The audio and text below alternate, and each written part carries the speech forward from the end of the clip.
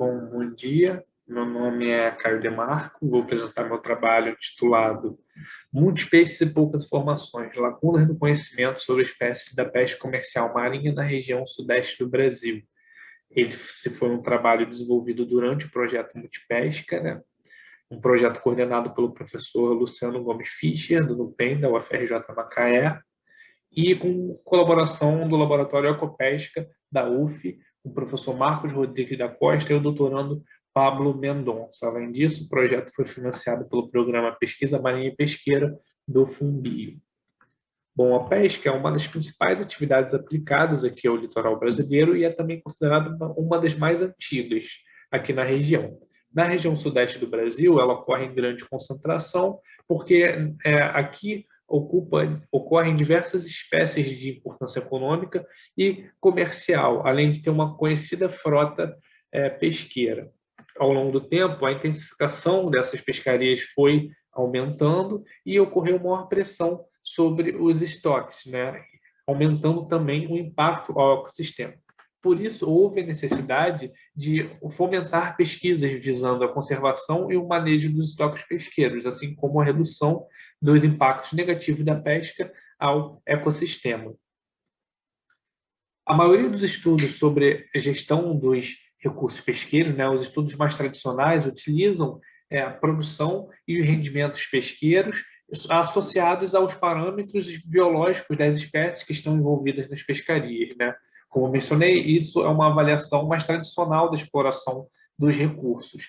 Porém, a constante lacunas de informação tanto nos aspectos de produção e rendimento da pesca, como em alguns parâmetros biológicos das espécies, dificultam essa análise mais tradicional. Por isso, o estabelecimento de pontos de referência biológica e revisões sistemáticas dos dados disponíveis são importantes para fundamentar diferentes modelos, além desse modelo mais tradicional, para a avaliação dos estoques.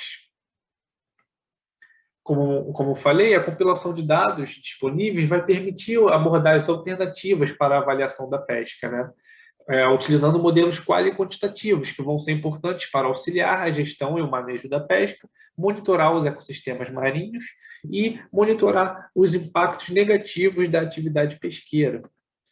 Para isso, há necessidade de informações biológicas, ecológicas e pesqueiras das espécies que são suscetíveis às pescarias, né? Principalmente pescarias cuja variedade de espécies afetadas é grande, como no arrasto de fundo e no emalhe. Dentro desse contexto, né, o objetivo do trabalho foi verificar a disponibilidade de informações referentes aos parâmetros de história de vida, estado de conservação e estatística pesqueira das espécies de peixe frequentemente desembarcadas pela pesca comercial marinha, com emalhe e com arrasto de fundo na região sudeste do Brasil, com enfoque no Rio de Janeiro e em São Paulo. Os objetivos específicos foram selecionar as espécies de peixe participantes dos desembarques pesqueiros na região sudeste e identificar as principais lacunas de informação das espécies.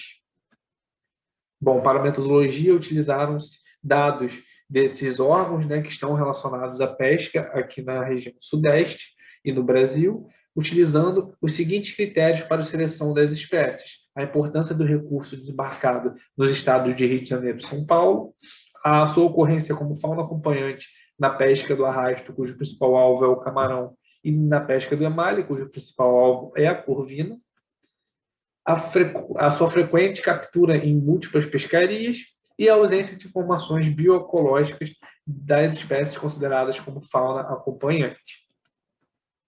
Bom, foram compiladas informações sobre a biologia e história de vida das espécies, produção e rendimento pesqueiro e estado de conservação.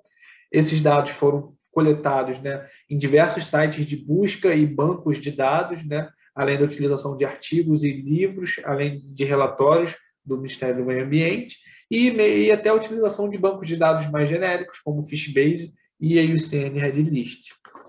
Foram utilizados filtros de pesquisa para a busca de informações, como alimentação, reprodução, crescimento e mortalidade, e todos os dados foram organizados em tabelas.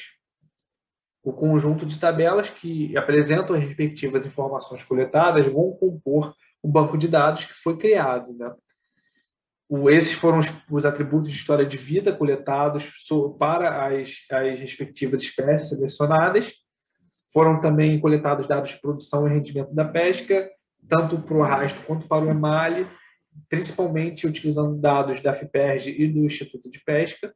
E, em relação ao estado de conservação, foram utilizados dados do Ministério do Meio Ambiente e da IUCN Red List. Bom, foi um total de 73 espécies compiladas, distribuídas em 39 famílias, sendo que 53 espécies pertenciam aos teleósteos e 20 espécies de elarmobrancos, sendo 12 tubarões e 8 raias. O gráfico ao lado mostra a distribuição das porcentagens entre as classes, né? Também foram coletadas informações sobre as características do uso do habitat das espécies selecionadas, né? Como é possível verificar no gráfico, a maioria das espécies selecionadas são consideradas demersais, né? Que são justamente as características de espécies mais coletadas do arrasto de fundo e do emalhe, né?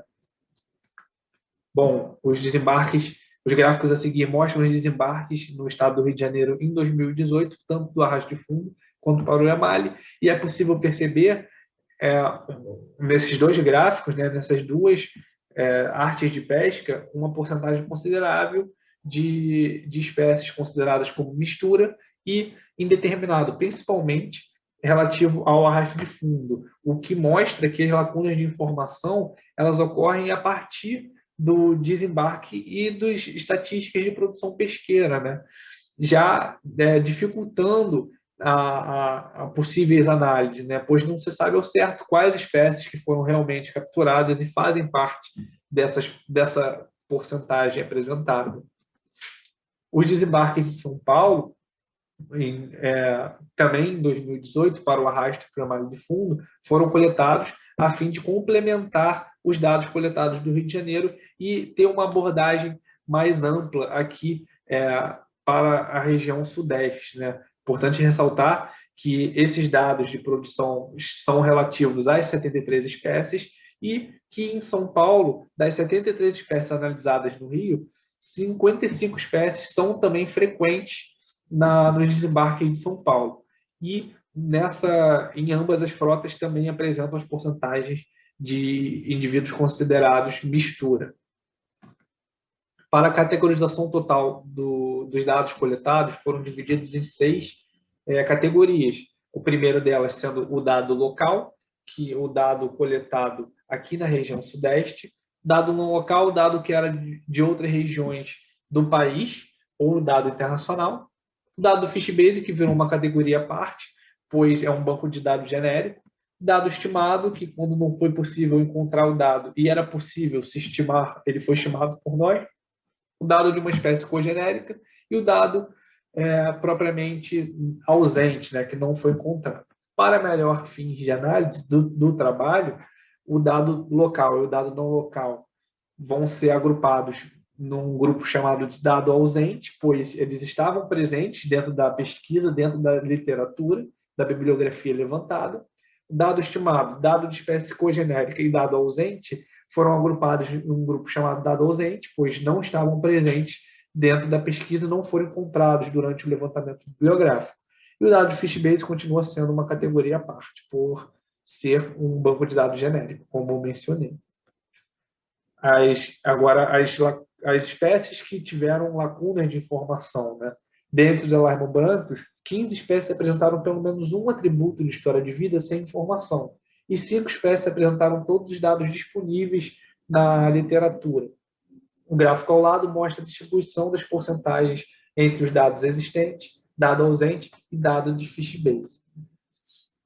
O gráfico a seguir apresenta o total de atributos sem informação em relação às espécies, sendo que a Rhinoptera brasiliensis, né, em relação aos elarmobrancos.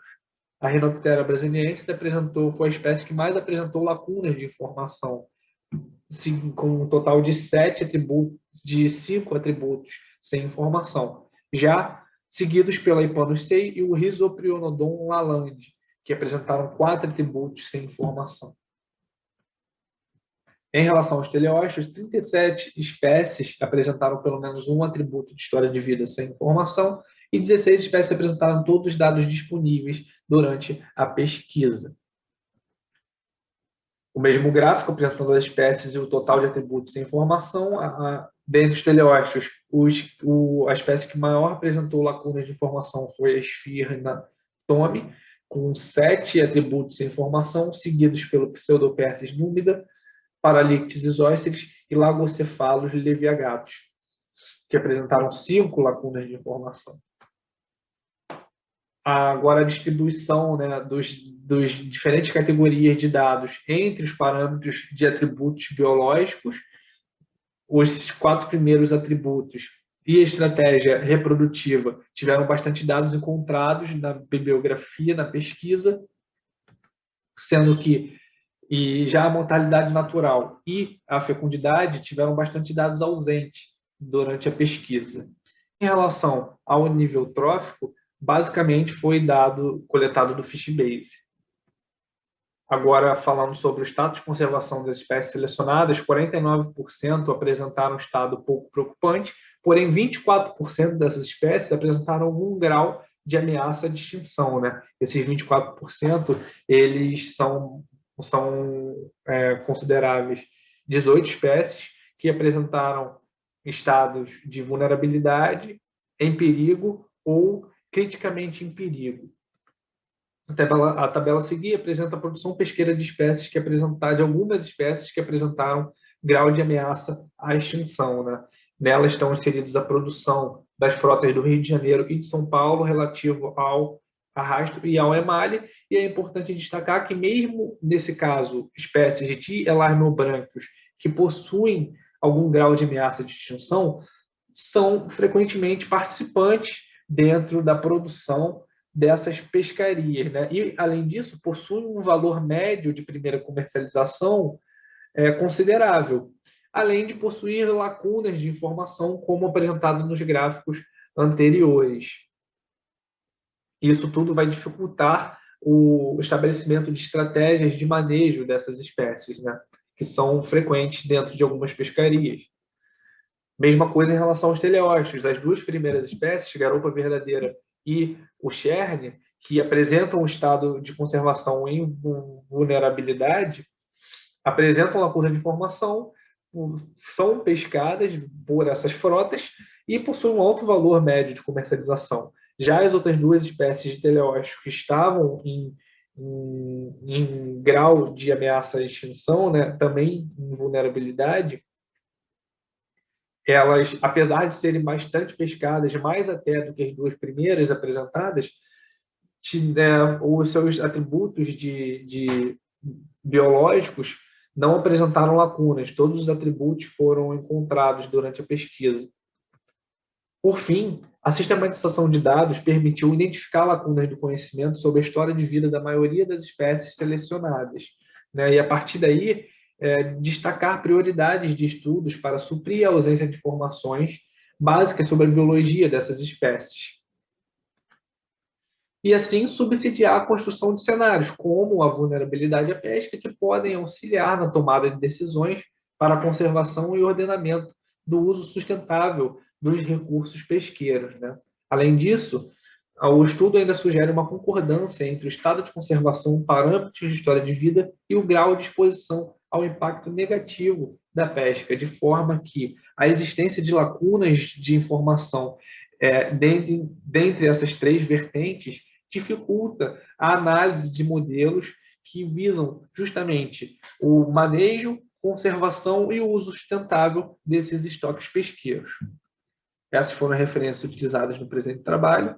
E é isso. Muito obrigado. Eu gostaria de agradecer todas essas instituições presentes no slide, né? Um agradecimento especial ao professor Luciano Fischer, que foi o coordenador do projeto Multipesca, e o professor Marcos Rodrigues da Costa, um dos coordenadores do Laboratório Copesca da UF, e ao doutorando Pablo Mendonça por terem me auxiliado em todo esse trabalho. E também ao FUNBio por ter patrocinado através da pesquisa marinha, do programa Pesquisa Marinha e Pesqueira, todo o projeto Multipesca. E é isso. Muito obrigado.